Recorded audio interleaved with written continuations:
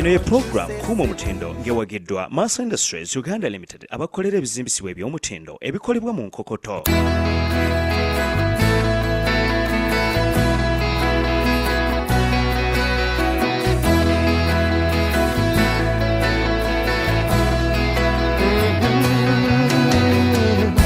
Tukwaniriza studio za TV yaffe sebo mwagalwa w'abangi ate nate nkwaniriza nnyo gw'omulabi wa program Kuuma Omutindo wano ku WBS TV olunaku luba lwa kazooba weewaawo Mande ssaawa ziba 2:30 ezaakawoza masiga tubeera ffe tukalidde bubya kubanga bw'obuwombo bwewunzika tukutuusako program Kuuma Omutindo eyaba abakuumye omutindo nkujjukiza nga bulijjo Makerere Industries Uganda Limited abo be bakutuusako program Kuuma Omutindo be batusindika nga batutaddemu ssente tugende tubafeffettere amakampuni ebitongole ate n'abantu basekinoomu abakuumye omutindo ekyo kyenkolera ddala era neeyama nja kikola nga nkyali mulamu. Makerere Industries bakola bizimbisibwa eby'enkokoto naye ate nga bya mutindo.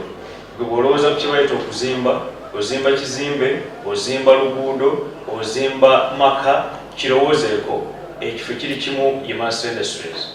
Bakola amatoffaali gano ge tuyita concrete blocks, bakola balustrades, simba roofing tiles, agamategula ngaagala nnyo era geegamu ku kintu ekinjagaza Makerere Industries.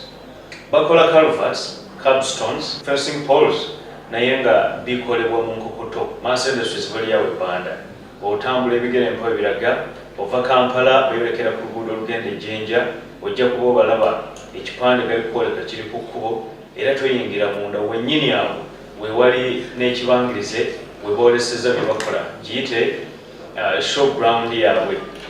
Essimu eri nooti 772-58-89 note. Akatimba aka internet kavunwa bivuunikiddwa bali ku www.makerindustries.biz. abo nno be bakola ebizimbisibwa eby'enkokoto eby'omutindo. Oteekateeka okuzimba ennyumba ey'ekirooto kyo? Jjangu ku Makerere Industries Uganda Limited ofune ebizimbisibwa ebikoleddwa mu nkokoto ebiri ku mutindo gw'ensi yonna. Ozimbe, owummule. Tukola pavers, culverts, curbstones, roofing tiles, fencing poles, markspans, concrete blocks, balustrades n'ebirala bingi. Tukozesa tekinologiya ow'ebyuma eby'omulembe ekibifuula ebigumu eby'omutindo ate nga biwangaazi. Tukola mu bungi bwonna ne mu sayizi zonna. Jjangu ku ofiisi zaffe ebbanda ku luguudo olugenda e Jinja oba ku factory yaffe e Manve. Tukubire ku nooti 77258889 note. Oba ku website yaffe www.makerindustries.biz. Makerere Industries Uganda Limited ku lw'ebizimbisibwa eby'omutindo ebikoleddwa mu nkokoto. Oli program Kuuma Omutindo ndi n'omukukunavu amyuka atwala ssettendekero ono oyinza omuyita Deputy Vice Chancellor owa Makerere University. Naye nga bwe mbalagamba bulijjo lubaale bw'omulamu tasamirirwa Profesa ndi naye wano leka akubuulire amannya ge ate era n'oluvannyuma ebitiibwa bye byonna abikubuulire n'oluvannyuma tugenda kusuula emboozi Makerere mu program Kuuma Omutindo ku WBS TV nange Charles Kasumba. Professor, I welcome you on Kuuma Omutindo show WBS TV. Could you please tell us who you are and what you do at Makerere University? Thank you very much. I am Professor Barnabas Nawangwe, the Deputy Vice Chancellor in charge of Finance and Administration at Makerere University. And as the title goes, I oversee and coordinate issues to do with the general administration of the university and the finances of the university. Professor Barnabas, please take us through the historical background of Makerere University. How, when, and by who was Makerere University started? Makerere University is one of the oldest on the African continent. The only universities that are older than us are the University of Cape Town and the University of Sierra Leone. Those are older than us. Makerere University was established way back in 1922 by the British colonial government, and it started as a technical schools to train artisans. Around the 1930s, it developed into a college type of institution where disciplines including medicine were now introduced, but again training at that lower level.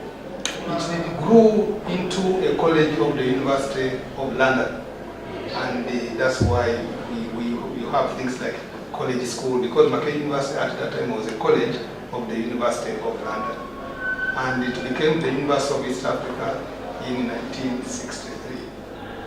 In 1970, Makerere University became an independent national university of Uganda, which created the three independent universities in East Africa, including University of Nairobi and the University of Dar es Salaam. So the other two broke away from Makerere, which had been the University of East Africa, to become independent university as well. Well, Makerere University is well known that it was established in 1922. We've had several vice chancellors. If you could still be remembering these graduates who have done their best to take Makerere University this far, and what has been the ups and downs that you've faced since this institution was inception? I would say that Makerere University has had the privilege to be led by great men throughout its history. Yes. Beginning even with those who were there in the colonial days, and then coming on to the independent university, even moving from Professor Yusuf Rule, who was the first indigenous principal of the college at that time. I believe that all of them have had a tremendous contribution to make to the development of Makerere University. And if we now celebrate being the fourth best university in Africa, being the second best in research, being among the 700 best universities in the whole world, I think it is because of the contribution of all these great academicians and the administrators. Yes. So I cannot single out anybody and say this one did better than the other. I think they have all built on the blocks that were started by the very first people. Makerere University has had a very rich history and a very rich culture, and that culture remains. Anybody who comes at Makerere University is inducted into this culture of academic excellence. But of course we have had our ups and downs, and maybe there is the general unfortunate history of the 70s that affected the whole country anyway. But you can see that even through those difficulties, Makerere came out again a little bit injured, but very quickly resurrected and to become again among the best institutions on the continent. There are other instances where we have had problems here. Most of them have been really related to the issue of funding of higher education, beginning with the abolishment of the boom, which used to be there, that was in the 80s, which caused quite a bit of problems, including the unfortunate death of a student here. And after that, we have had periodic disturbances, again, really pointing to the funding of the university, just like the rest of the higher education sector, not only in Uganda, but in the continent. Tukwaniriza studio za TV ya Faye, sebo mwagalwa w'abangi. Ate nate neyongedde okwaniriza mu program Kuma Mutindo wano ku WBS TV. Ndi Charles Kasumba, omufefesi omutesitesi ate era omwanjuzi. Nga bwe twagambye tuli ku Makerere University, abangi ke muyita akasozi k'abayivu. Bwe ntudde wano ndina omu ku bakuku naffe abaddukanya Makerere University, Professor Henry Areneitwe, era mube mukunavu atwala College of Engineering, Design, Art and Technology wano kasozi k'abayivu. Professor, I welcome you on Kuma Mutindo Show WBS TV. Please introduce yourself to the viewers then we shall proceed. My name is Henry Alinete, and I'm the principal of the College of Engineering, Design, Art and Technology at Makerere University. I'm a professor of civil engineering, civil and construction engineering. I'd like to welcome you to Makerere University and in particular to the College of Engineering, Design, Art and Technology. Thank you. And we are happy for this interaction because we're always happy to interact with the media so that what we do goes out to the key stakeholders. Sure. Yeah. Professor Henry, the success and growth of developed countries lies in science and technology. What role has Makerere University played, especially under the College of Science and Technology, to drive Uganda into industrialization? Thank you, Charles, for that question. Our contribution on science and technology development in the country. First of all, we need to know what science is. Science is the knowledge of the physical and natural environment with a view to understanding it and see how we best use them. The physical and natural environment. We need to know the facts about our nature and also our physical environment in order to harness them.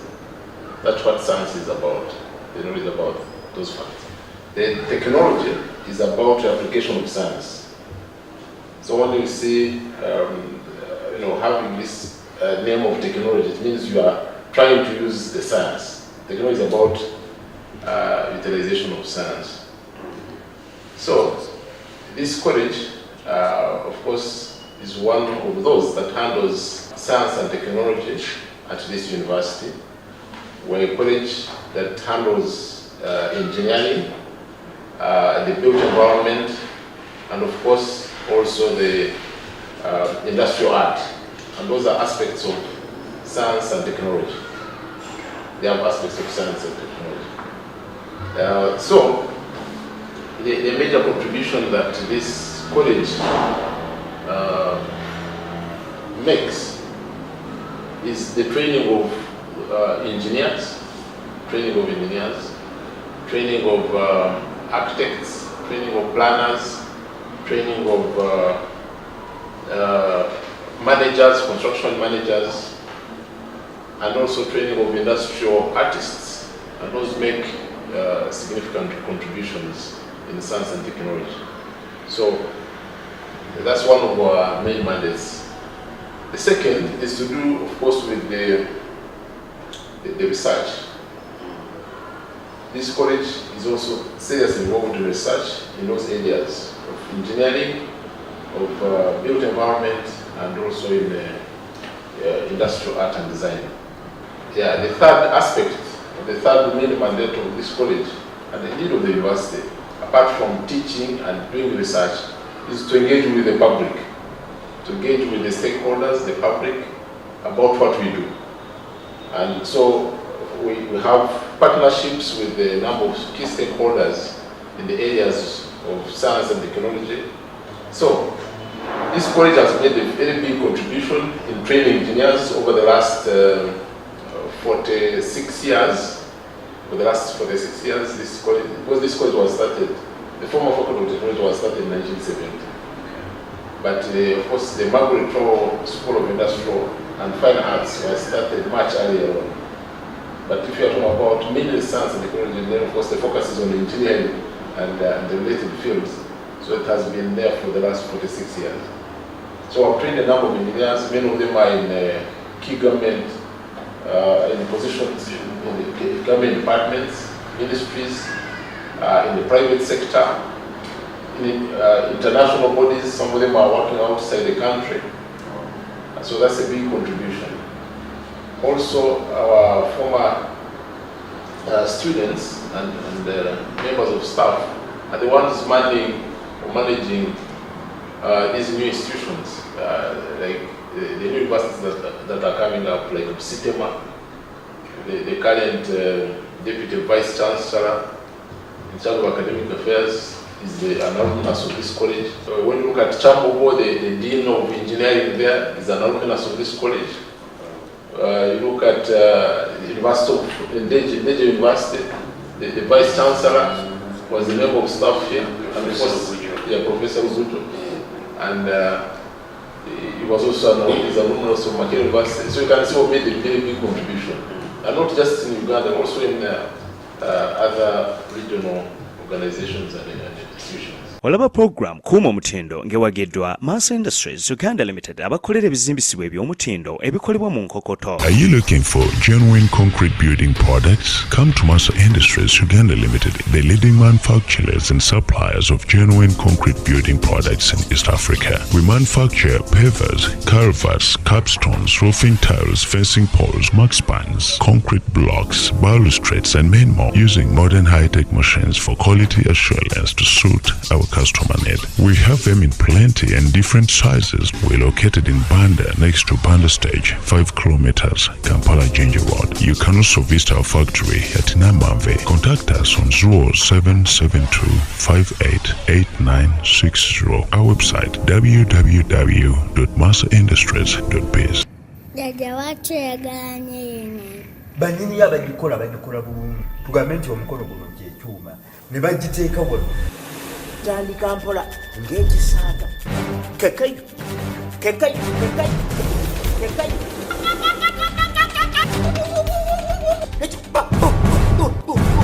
Obadde ekyuma ky'enkumi.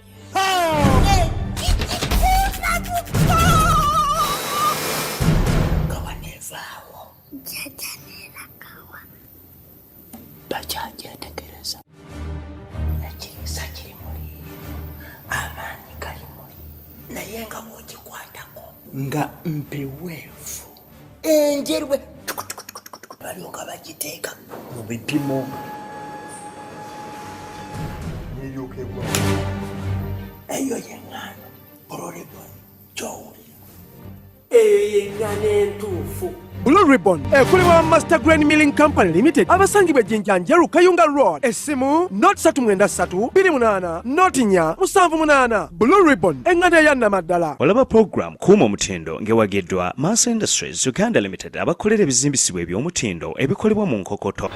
Ndi n'omu okukunafu abalala wano ku Makerere University, Professor Tukamuhabwa n'amanya gonna n'ebitiibwa gye bibabuulira. Ng'ono Professor, Yes, I sir. welcome you on Kumo Mtindo Show. Thank you very Now much. your PSTV, please tell us your names and what you do exactly. I'm called Fenas Kamhabwa. I teach plant breeding and genetics here at Makerere University. Okay. But I'm also a director at the Makerere University Agricultural Research Institute at Government. And I'm a soybean breeder in practice, and I lead a team that is responsible for soybean breeding and seed systems in Uganda. And I think for this particular moment, that's what I'm going to talk about. Now, I'll talk about why we do soybean research. You see, when you go to Owino market, you'll find soybean which looks like this. Now, if you are very careful, you look at this soybean here. Have a look. I have also soybean here, another. Generally, when you don't pay attention, you may think of soybean as the same. But you can see they are different. They don't look the same. Now they don't look the same, and they have different properties. And this one is also soybean, by the way. And it also started to look like this. Now this one was attacked by a pest. It ate every protein in there until it ended up looking like this. But the same pest could not damage this type because it is resistant. So now you can see, if a farmer is growing this soybean and another one is growing this type, after 2 months, 3 months, they are different farmers. So that's what I wanted to show you, that there are differences in soybean varieties. Our research is focused at getting varieties which are most liked by farmers. And why do farmers like such varieties? They should be, in the first place, high yielding. And you know, high yield, that means you get many sacks from one field. But really, the reason why varieties are high yielding, first of all, they can be inherently high yielding. But there are things like pests and diseases which reduce yield. When a plant is affected by disease, it yields less. So in our work, our major focus is to breed varieties that are resistant to diseases, and the most important disease we deal with is soybean rust disease, which I have already shown you. Ensulo z'obugagga mu program Kuuma Omutindo zikutuusibwako Blue Ribbon engano kawoomera esangibwa amaduuka gonna ne mu supermarket zonna okwetooloola eggwanga lyonna. Kwaniriza era nate mu kanyomero kano ak'ensulo z'obugagga mweno program Kuuma Omutindo Blue Ribbon be bakutuusaako akanyomero k'ensulo z'obugagga mwowulirira ebigambo eby'ekikugu oba amagezi ag'ekikugu kati gwe n'olondawo oba ogenda kuwanga tto oba otwala byaffe bino. Blue Ribbon ebeera ngano eyo engano ey'omulembe guno, eyo engano eyagoba engano endala mu katale, mu maduuka, mu supermarket n'eyo yonna gye mubadde mugula engano. Kati bw'otuuka nga tebalina Blue Ribbon, tambula noonya mu dduuka eddala oba mu supermarket endala oba mu store endala, ojja kuba ofuna ekintu ekituufu ekigenda okukolera amagoba. Ate ne bw'oba ogikozesa waka ojja kusigala nga oli mumativu. Ebipimo byebyo tebagamba kilo 2 ate paketi n'osangamu kilo 1.5 n'obutawera. Ate bwe guba mutindo yakakasibwa teriimu kintu kirala kyonna, naye mutindo ngano etuukana n'obulamu bw'omuntu. Bagikolera Jinja, company etibwa Master Grain Milling, Jinja Njeru Kayunga Road. Ojja okusanga factory eyo gaggadde ekola Blue Ribbon. Kati ab'Ejjinja mukuba ku namba y'essimu eri ku TV yo. E Kampala nammwe mugende mabega wa Lugogo Rugby Club oba ku ekyo ekisaawe bazannyira rugby okuliraana ne Wuma Showground. E Masaka mugende ku Miwula Traders mu kibuga wakati bannabuddu n'okweyongerayo abali erambu ku mwalo. Baŋŋambye abantu b'oku mwalo erambu muliira ddala engano ya Blue Ribbon era ekyo tukibeebaliza ddala. Kati mwe mugende ku Miwula Traders oba mukubire ku namba y'essimu egyolaba wansi ku screen yo, ojja kuba ofuna obungi bwa Blue Ribbon bwonna. Ab'Emityana, Bulwadda nammwe mujja kuba mufuna engano yonna gye mwetaaga obungi. Abantu abali Embaale, mikwano gyaffe Abamasaaba tubaagala nnyo, ate mmwe muwagidde Blue Ribbon ne mudda ne mukati ne mwewuguma.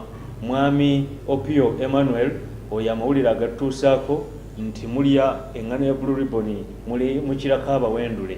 Kale kati gwe abadde tannaba kutuukayo, genda ku Lubiga Investment mu kibuga ky'Embaale wakati olabe mwami Opio akuwe engano gye weetaaga mu bungi bwonna. Essimu nawe mukubire kweyo. Blue Ribbon bakutuusaako akanyomero kano ak'ensulo z'obugagga. Waliwo enjogera egamba nti bw'oba olowooza amagezi ga bbeeyi gezaako obusiru. Abazungu oba aboogera Olungereza bo bakijjayo bulungi nti if you think knowledge is expensive, try ignorance. Bw'okola ekintu nga tolina magezi ku kyo oba n'otambuza obulamu ng'oli mubambaavu nga tobutambuza mu ngeri y'amagezi, obulamu bujja kumenya, by'okola bijja kumenya.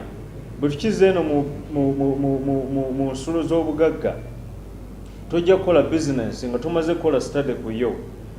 Tomanyi njitadde mu kitundu ki, tomanyi bantu ki bennina okuweereza, era abantu bendimu beetaaga obuweereza buno oba beetaaga product eno.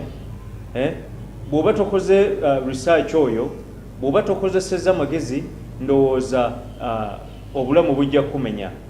In other words, nga tonaba ku investinga nsimbi zo, sooka investinga knowledge. Nga tonakwata nsimbi zissa mu kintu, sooka oteekemu magezi. Genda ku ssomero kiba kyetaagisa, genda ku college, baako obukugu obw'enjawulo bw'osoma ofune. Owulidde? Bw'oba tewafuna mukisa ogwo, genda onoonyereze abakola ekintu ekyo, abasobodde okuwangula mu kintu ekyo bakikoze batya.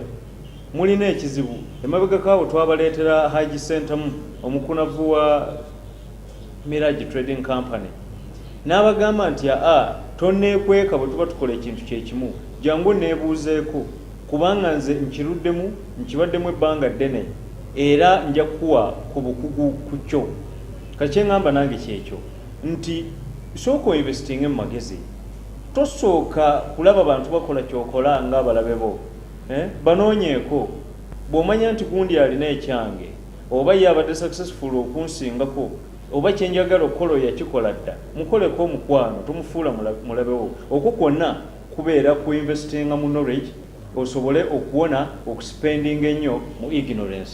Ezo z'ensolo z'obugagga Blue Ribbon ezikutuusaako mu wakati mu program Kuuma Omutindo. Ensolo z'obugagga mu program Kuuma Omutindo zikutuusibwako Blue Ribbon eŋŋano kawoomera esangibwa amaduuka gonna ne mu supermarket zonna okwetooloola eggwanga lyonna. Ekitundu kyaffe kisookedde ddala wano ku Makerere University kankiwunzike wano era ne Professor sigenda muganya basiibula ekitundu ekyokubiri kirindirire gwe tova ku WPS TV tova ku program Kuuma Omutindo.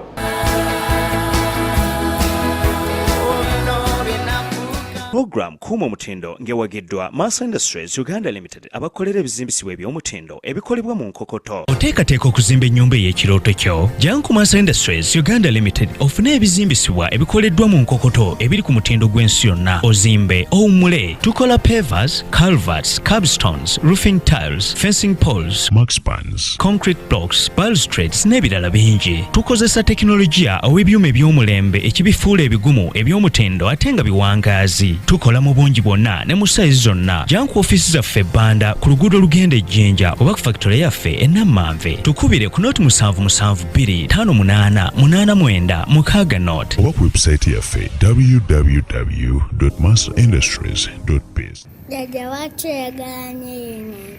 Banyini abagikola bulungi. Tugambe nti omukolo guno ky'ekyuma ne bagiteeka wano. Tandika mpola ng'ekisaata. Kekai.